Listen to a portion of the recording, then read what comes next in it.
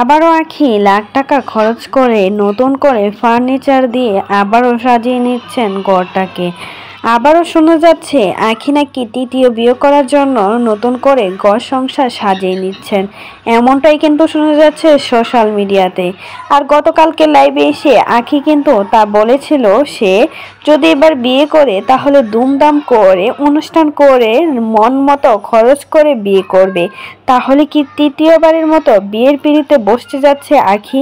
তার জন্যই কি ঘরদুয়ার এভাবে করে নতুনের মতো সাজিয়ে নিচ্ছে সব কিছু দিয়ে?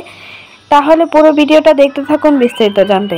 গতকালকে লাইভে এসে আঁখি খোলাখুলি বলেছিল, সে যদি বিয়ে করে তাহলে মিথিলার মতো অনুষ্ঠান করে টাকা খরচ করে তারপর বিয়ে করবে। তার যদি স্বার্থ অনুযায়ী হয় তাহলে তার নাকি ইচ্ছা আছে মিথিলার মতো করে বিয়ে করার। এই কথা শোনার পর সবাই তো বলছে আঁখি আহাদের সাথে বিয়ে করে সেই শখটা পূরণ করতে পারেনি, তখন তো গরিব ছিল। এখন তো আঁখির ভাগ্য খুলে গেছে আহাদ তিশার জন্যই।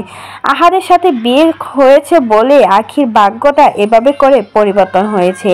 অনলাইনে এসে টাকা ইনকাম করে খাচ্ছে।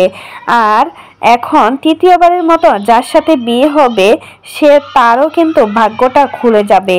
সবাই তো তন্নির সাথে তুলনা করছে আঁখির, বলছে তন্নিরও 3টা বিয়ে হয়েছে, সানভীর বাবাকে রেখে সানভীকে নিয়ে এসে বিয়ে করেছিল, এখন আয়াসকে নিয়ে সেও কিন্তু বিয়ের পিঁড়িতে বসতে যাচ্ছে, এমনটাই কিন্তু বলছে। সবাই তো এখন এই কথাটা শোনার পর বাজে বাজে কথা বলছে আঁখিকে নিয়ে।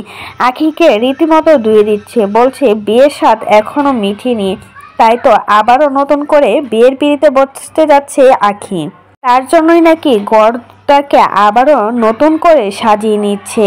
সেজন্যই লাখ টাকা খরচ করে ফার্নিচার কিনে নিজের সংসারটাকে গুছিয়ে নিচ্ছে, যাতে করে তৃতীয় স্বামীর সাথে ভালোভাবে সংসার করতে পারে। আহাদের সাথে তো সংসার করতে পারেনি তিশার জন্য, আর এখন তৃতীয়বারের মতো বিয়ে করে সে নিজের মতো করে সংসার করবে। তার জন্য এত টাকা খরচ করে ফার্নিচার কিনে নিজের শখ আহ্লাদ পূরণ করে নিচ্ছে আঁখি।